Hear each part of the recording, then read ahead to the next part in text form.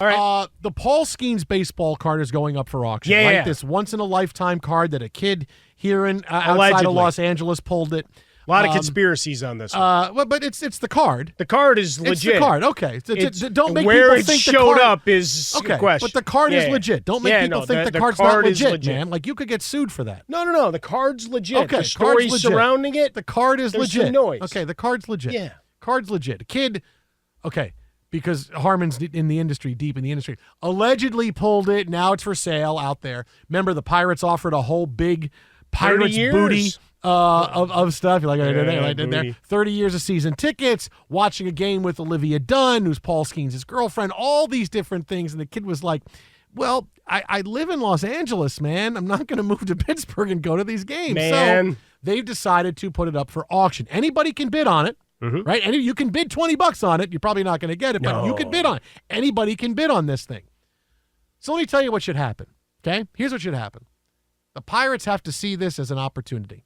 Right? Just like Herb Brooks told everybody through Kurt Russell and Miracle, great moments are born from great opportunity. That's what you have in front of you here tonight, gentlemen. I would tell the Pirates, great opportunities are born, great moments are born from great opportunity. You have the opportunity, and I'll say it like Kurt Russell, as Herb Brooks, to try to convince Paul Skenes to stay here after he becomes a free agent, to stay in Pittsburgh, where nobody stays, where everybody leaves, no matter who you are. Bobby Bonilla, Barry Bonds, they all leave. Doug Drabeck left. Jim Leland left. Everybody leaves.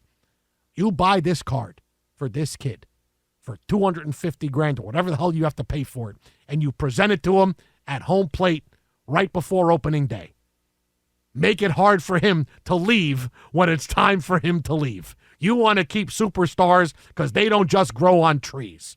Yeah, we talked about it at the time. I thought their offer, it was great, like the enumeration of all this stuff, hang out in the suites. She came over the top with the hang out with me. Here's 30 years behind home plate tickets, and everybody extrapolate, well, this is going to be what it would be worth, and then add for inflation and whatever else. Pirates will be good at some point in this period, but you'll get to watch Skenes and his entire career or whatever goes on in Pittsburgh. And it's like, just figure out a cash value, man. Just offer them a boatload of money, set it at the time.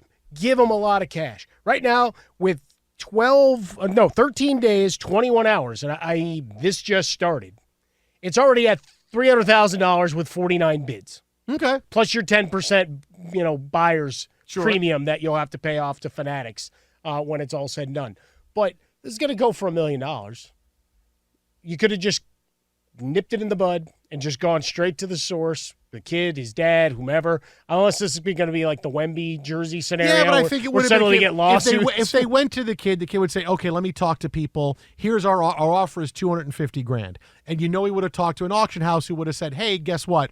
We can get it for more than that. You should have just gone over the top and been done with it. And a lot of this money is going to go to help people who lost their homes in the LA fires, which is an awesome, awesome thing, right? I don't want to forget that part. A lot of that money is going to that, which is a really awesome thing. But I think if the Pirates came to him with an offer that was, hey, $250,000, the kid would have said, let's go to. I think we can get more. Yeah, than that. I like I'm saying, I would have just gone to the 7 figures and just been done with it. Here's a nice round $1 million for the card. Would that be enough? I don't know that it'll be enough. I think there's enough people. There's enough, do it though. There's enough baseball players that now collect that may want this. I'm not kidding. Mike Trout. Like I told you about the Topps Rip party that they had. Shohei Ohtani gets the Skenes card. But legitimately, he spent $8,000 on boxes just to hand out to people that showed up for an appearance at a really store. Cool. Yeah, and he really has a cool. massive collection. Like he's bought a bunch of top-notch Ohtani one-of-ones that have come to the marketplace. At one point, they did a special Topps now when Ohtani struck him out.